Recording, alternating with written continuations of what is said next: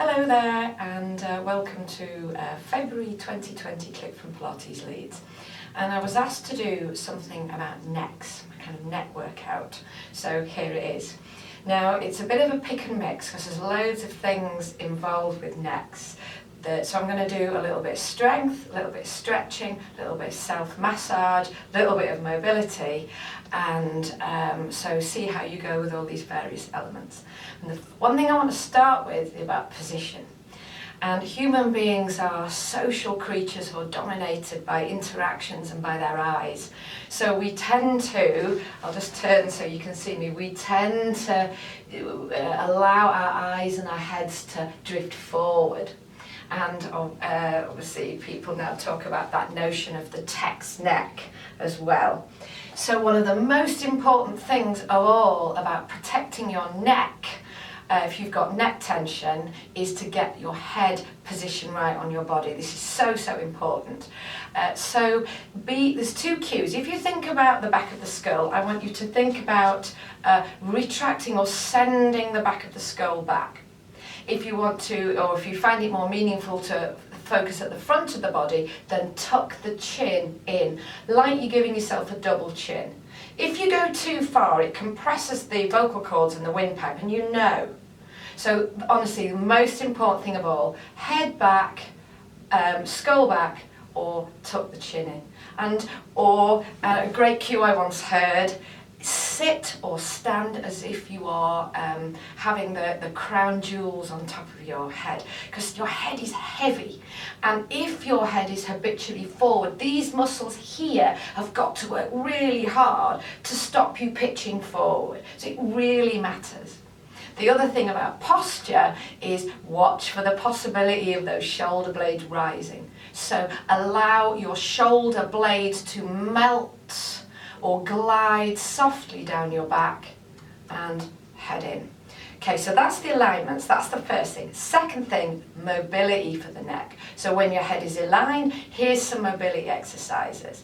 Our necks can go up and down, but with your head tucked in, don't do too many of these because it can be a bit strainy when you go up. But that's flexion extension of the neck. I would only do 2 or 3 of them in one go.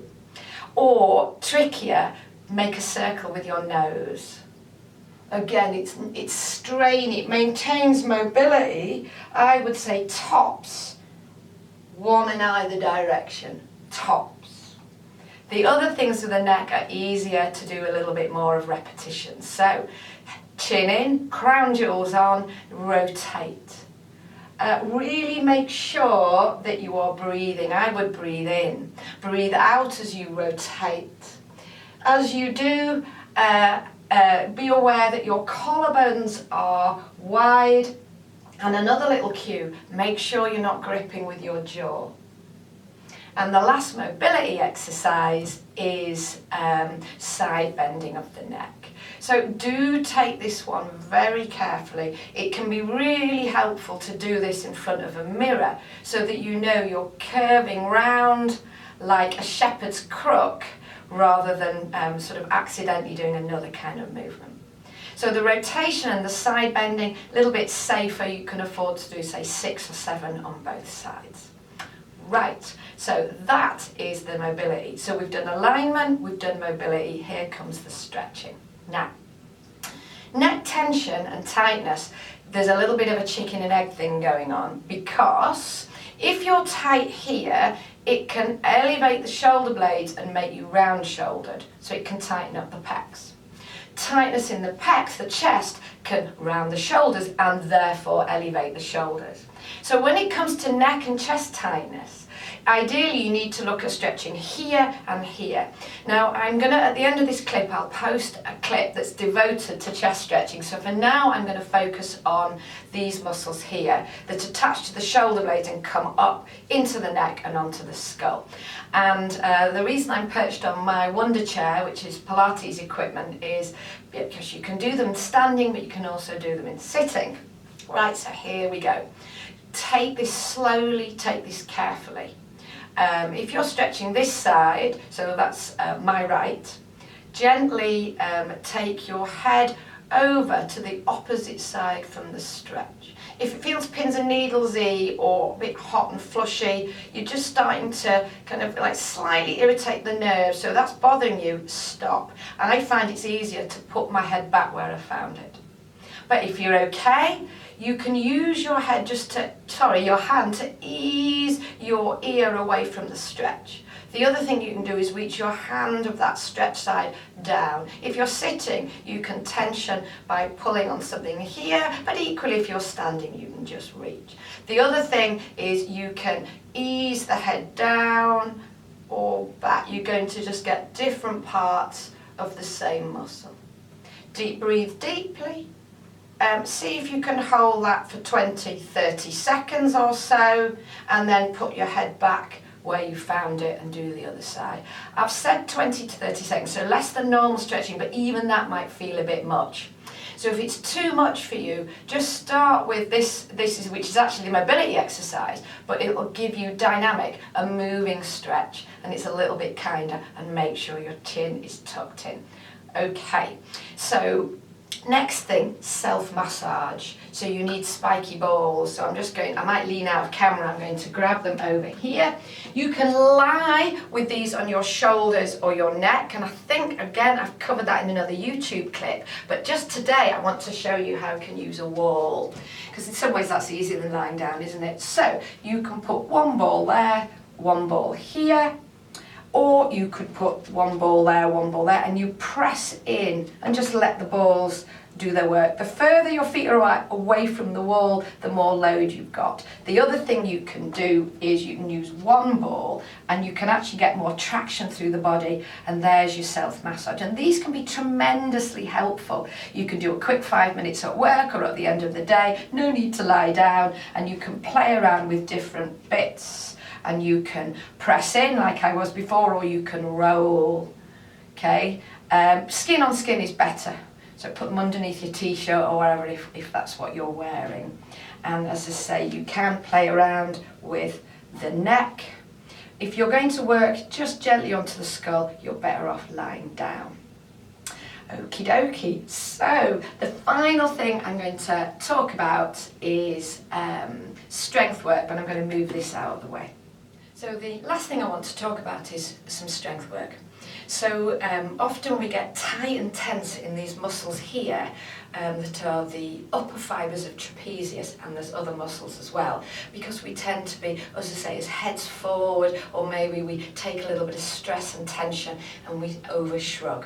So the strength work that I want to refer to is how you would strengthen the muscles that will counteract the shrugging. So it's lower fibres of trapezius. And there's a couple of things you can tackle at home, and you can even do them without weight. Although if you've got small hand weights or a little plastic bag with 2 bags of 1 kilo bags of flour would work. Not sure about baked bean cans because of the grip. Bags of flour I'm in a bag, I think. Anyway, the first one, I'm going to turn round, and I'm hoping you can still hear me, and you want to just glide your hands up the wall, and basically what you're going to do is draw down your shoulder blades and bring the arms at the same time. So I'll see if I can do it with one arm. So this is my shoulder blade, and I'm gliding it, I'm reaching it down and pulling the arm as well. So that's exercise number 1. Exercise number 2 is called a bent over row. So you need to hinge. Now if you've done my classes, I know some of you haven't, you will know I love a hinge. So hands, well, I've got my weights accessible, and that's in some ways a good way to have them. But I'm going to have my hands on my thighs, and I'm hinging down, so my back of my thigh muscles are holding me up, but they're on a little bit of a stretch as well. You've got an ab connection to protect the spine. If you struggle with this, have a little bit of a squat. So pure hinge or a little bit of a squat, and your arms are down like this, and you're coming up and down. So you can do this with no weights, or you can use normal weights. So your shoulder blades are drawing together, elbows are staying tucked in, no movement in the wrists, they're nice and straight, and you're staying and keeping breathing throughout. And I would, then you come up to standing. And I start off with a set of 10 of these or a set of 10 of these to strengthen the muscles that will keep you unshrugged or anti-shrugged. So there you have it. We've got alignment and the sort of cognitive thing of remembering to relax the shoulders and head. You've got mobility work for the neck. You've got some stretching for the neck, self-massage with the spiky balls, and strength to keep those shoulders in check. And as I say, following on from here, work to stretch the chest as well. And that's it. That's quite a lot on necks, but hopefully you'll find something works for you. Cheerio! Hi there. I do hope you found this clip useful. We've got plenty more on the site, and for now I've suggested another one for you to watch. If you want to know more about what we do in Leeds, then do visit the website at pilates-leeds.com, and right now you can subscribe to the YouTube channel and we can do this all again next month. Cheerio!